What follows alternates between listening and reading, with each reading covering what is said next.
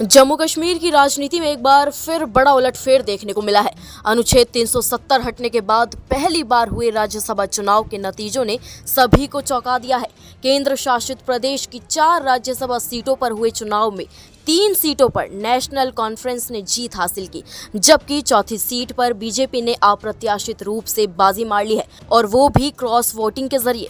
जहां केंद्र शासित प्रदेश की कुल 4 राज्यसभा सीटों में से 3 पर नेशनल कॉन्फ्रेंस का कब्जा रहा और चौथी सीट बीजेपी के खाते में गई, वहां ये जीत एक बड़ा सवाल छोड़ गई है कि आखिर वो 4 वोट आए कहां से।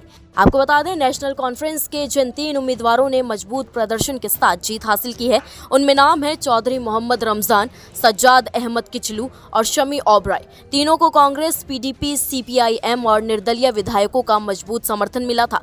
गठबंधन के पास 58 विधायकों का समर्थन था और राजनीतिक हलकों में ये माना जा रहा था कि चारों सीटें एनसी की झोली में जाएंगी, लेकिन आखिरी पल में सब कुछ बदल गया। बीजेपी उम्मीदवार सत शर्मा ने चौथी सीट पर 32 वोट हासिल कर जीत दर्ज की और सियासत में हलचल मचा दी, लेकिन ये जीत बिल्कुल आसान नहीं थी। बीजेपी के पास विधानसभा में कुल 28 विधायक है, यानी 4 वोट अतिरिक्त मिले। यहाँ पर सवाल ये उठता है कि आखिर वो 4 वोट किसके थे। अब यही 4 वोट जम्मू कश्मीर की राजनीति में नई चर्चा का केंद्र बन गए हैं। सूत्रों के मुताबिक ये वोट क्रॉस वोटिंग के जरिए आए हैं, लेकिन ये वोट किस पार्टी के विधायकों ने डाले, इसका अब तक खुलासा नहीं हुआ है। लेकिन यही 4 वोट चुनाव का पूरा पासा पलट गए हैं। बता दें आपको, राज्यसभा चुनाव में जम्मू कश्मीर के 86 विधायकों ने मतदान किया। यहां तक कि हिरासत में चल रहे आम आदमी पार्टी के विधायक महराज मलिक का डाक मतपत्र भी शामिल किया गया। मतदान शाम 4 बजे खत्म हुआ और उसके बाद शुरू हुई वोटों की गिनती ने सियासत में भूचाल ला दिया।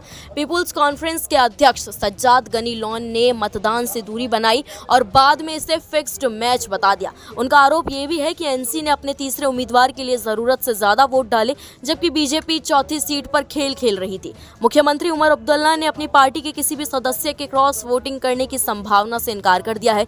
उन्होंने कहा कि हमारे सभी वोट बरकरार रहे। चुनाव एजेंट ने हर मतदान पर्ची देखकर पुष्टि की है। तो भाजपा को अतिरिक्त वोट कहां से मिले? उमर अब्दुल्ला ने तंज कसते हुए ये तक पूछ लिया कि क्या उनमें इतनी हिम्मत है कि वो स्वीकार करे कि उन्होंने दबाव या लालच में आकर भाजपा को वोट दिया। ये बयान पूरे चुनावी माहौल को और गर्म कर गया। वहीं बीजेपी प्रत्याशी सत शर्मा के प्रतिद्वंदी इमरान नबी डार ने भाजपा पर विधायकों की खरीद फरोख्त का आरोप लगा दिया है। उन्होंने कहा, बीजेपी के पास बहुमत नहीं था और फिर भी उन्होंने ये सीट जीती। ये साफ है कि कुछ लोगों ने पैसे या पावर के लालच में वोट बदले हैं। उन्होंने चेतावनी दी कि अगर जिन्होंने क्रॉस वोटिंग की वो सामने नहीं आए तो पार्टी उनका पर्दाफाश करेगी। वहीं बीजेपी ने इन आरोपों को पूरी तरह से खारिज किया है। अब जरा नजर डाल लीजिए, कौन है ये विजेता जिन्होंने जम्मू कश्मीर की राजनीति में नई इबारत लिखी है। पहले हैं चौधरी मोहम्मद रमजान। आपको बता दें, चौधरी मोहम्मद रमजान 75 वर्ष की आयु में 4 बार विधायक रह चुके हैं और पूर्व मंत्री भी हैं। पहली बार 1983 में उत्तरी कश्मीर के कुपवाड़ा जिले के हंदवाड़ा से विधानसभा के लिए चुने गए थे। उन्होंने 1987 और 1996 के विधानसभा चुनावों में ये सीट बरकरार रखी। वर्ष 2002 का चुनाव हारने के बाद रमजान 2008 में फिर से विधानसभा में लौटे। हालांकि वो 2014 और 2024 के विधानसभा चुनावों में सज्जाद गनी लॉन से हार गए। रमजान 1996 में फारूक अब्दुल्ला सरकार में मंत्री थी। दूसरे नंबर पर आते हैं सज्जाद अहमद किचलू। बता दें आपको, सज्जाद अहमद किचलू 60 वर्ष की उम्र में जम्मू और कश्मीर के किश्तवाड़ जिले के एक प्रभावशाली राजनीतिक परिवार से आते हैं। उनके पिता बशीर अहमद किचलू पार्टी के एक बड़े नेता थे और उन्होंने 1980 के दशक और 1996 में फारूक अब्दुल्ला सरकार में अहम पद संभाले थे। बशीर अहमद किचलू की 2001 में मौत हो गई थी, तब वो सामाजिक कल्याण मंत्री थे। ऐसे में सज्जाद ने चुनावी राजनीति में कदम रखा और 2002 के चुनाव में किश्तवाड़ सीट जीत ली। उन्होंने 2008 के चुनाव में ये सीट बरकरार रखी। हालांकि सज्जाद अहमद किचलू 2014 और 2024 के विधानसभा चुनावों में हार गए। वो 2015 में जम्मू और कश्मीर विधान परिषद के लिए निर्वाचित हुए। तीसरे नंबर पर आते हैं एनसी के गुरविंदर सिंह ओबरॉय। बता दें आपको, गुरविंदर सिंह ओबरॉय 56 वर्ष की आयु में जम्मू और कश्मीर से दूसरे सिख सांसद हैं। उन्हें शमी ओबरॉय के नाम से भी जाना जाता है और वो एक व्यापारी हैं। इसके अलावा उनके पास होटल प्रबंधन में यानी कि होटल मैनेजमेंट में डिप्लोमा है। अभी वो नेशनल कॉन्फ्रेंस के कोषाध्यक्ष हैं। गुरविंदर सिंह ओबरॉय पार्टी के दिवंगत नेता और विधान परिषद सदस्य रहे धर्मवीर सिंह ओबरॉय के बेटे हैं। उनके पिता 1999 में उमर अब्दुल्ला के संसदीय चुनाव के दौरान उनके मुख्य पोलिंग एजेंट भी थे। आपको बताएं, देवेंद्र सिंह राणा की अक्टूबर 2021 में पार्टी छोड़ने के बाद शमी ओबरॉय नेशनल कॉन्फ्रेंस में प्रमुखता से उभरे। उन्होंने राज्यसभा चुनाव के लिए पीडीपी और कांग्रेस का समर्थन हासिल करने में अहम भूमिका निभाई। उन्हें पार्टी अध्यक्ष फारूक अब्दुल्ला और मुख्यमंत्री उमर अब्दुल्ला दोनों का खास करीबी माना जाता है। मार्च 2017 में उन्हें पार्टी का कोषाध्यक्ष नियुक्त किया गया था।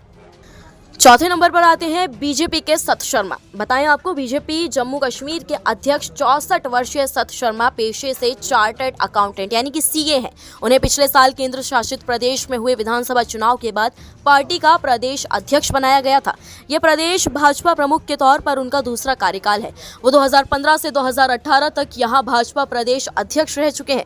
शर्मा पीडीपी भाजपा गठबंधन सरकार में 2 महीने तक मंत्री रहे थे।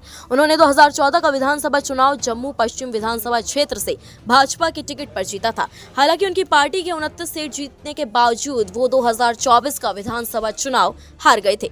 इन नतीजों के बाद राजनीतिक माहौल गर्मा गया है। विधानसभा के बाहर बीजेपी और एनसी समर्थकों के बीच हल्की झड़पें भी हुई। वहीं फारूक और उमर अब्दुल्ला ने विजयी उम्मीदवारों को बधाई दी और कहा कि ये नेता संसद में जम्मू कश्मीर के लोगों की आवाज बुलंद करेंगे। लेकिन इसके साथ ही एक बड़ा सवाल अब भी बाकी है। वो कौन से विधायक थे जिन्होंने क्रॉस वोटिंग की और बीजेपी को चौथी सीट तक पहुंचा दिया?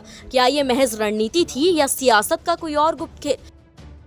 जम्मू कश्मीर के इस राज्यसभा चुनाव ने एक बात साफ कर दी है, यहाँ की राजनीति में कुछ भी स्थायी यानी कि परमानेंट तो है ही नहीं। कभी जो 4 वोट मामूली लगते हैं वही पूरी खेल की दिशा बदल सकते हैं। अब देखना काफी दिलचस्प होगा कि आने वाले विधानसभा समीकरणों पर इस अप्रत्याशित नतीजे का क्या असर पड़ता है। फिलहाल खबर पर आपकी क्या राय है, कमेंट सेक्शन में हमें जरूर बताएं। नमस्कार, मैं हूं मानक गुप्ता।